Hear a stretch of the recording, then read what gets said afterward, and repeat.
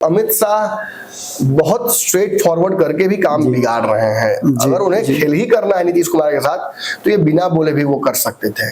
कई बार नीतीश कुमार से मुक्की खाने के बावजूद अमित शाह का बुद्धि नहीं खुल रहा है इस मामले में। या बिहार में आके हो सकता है, ऐसी कोई बड़ी बात नहीं है, हर शेर कहीं ना कहीं आके फंस जाता है। बिहार आने के बाद भाजपा की बुद्धि ऐसी हर ली जाती है।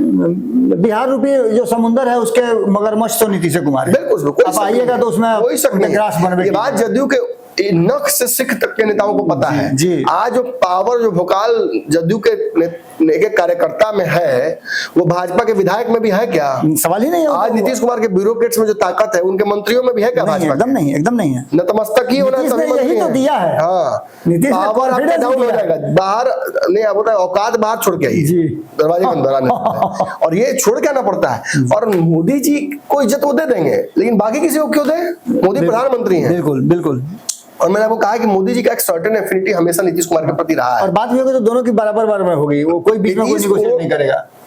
नीतीश को मोदी इसलिए पसंद करते हैं, इसलिए अप्रिशिएट करते हैं कि देखिए उनकी ताकत को अप्रिशिएट करते हैं। वो जानते हैं कि इस आदमी ने मुझे कई बार पटका है और वही समझदार कहा जाता है, रणनीतिकार या वही उस अच्छा व्यक्तित्व वाला कहा जाता है, या वही जीतता है जो अपने दुश्मन की ताकत को समझता है, उसका सम्मान करता है उस ताकत का। ये नहीं कि वो बहुत अच्छा बॉलर है, घुमा देते हैं लेग से बाहर, आप उधरे बढ़ के मारने की कोशिश कीजिएगा, ईगो पे लेके गए आउट हो जाइएगा, कैच हो जाइएगा। और भाजपा इस चक्कर में कई बार बोल्ड हो चुकी है, आउट हो चुकी है, स्टंप हो चुकी है, इसलिए अब वो नीतीश कुमार पर रिस्क नहीं ले रही है।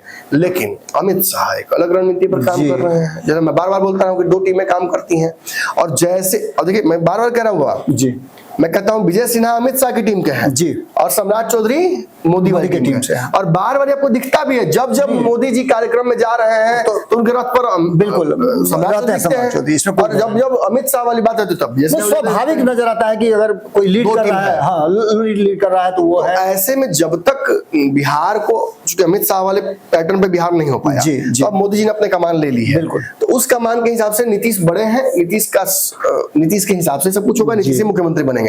लेकिन अमित शाह इस वैकल्पिक तैयारी में है कि मोदी जी को झटका देके कि मोदी जी आप देखिए हम कैसे करते हैं, और पता पड़ रहा है। लेकिन वो होना है नहीं इतनी आसानी से, ये बात जदयू जानती है। और बार बार इनके कहने से जो जदयू को दबाव पड़ रहा है, उस दबाव को जदयू ने कल बहुत स्मार्टली रिलीज कर दिया है। जहां एक तरफ उनके एक प्रवक्ता जो नीरज कुमार है एमएलसी, उन्होंने ये कहा है कि अमित शाह के बयान को व्यापक तौर पर समझने की जरूरत है।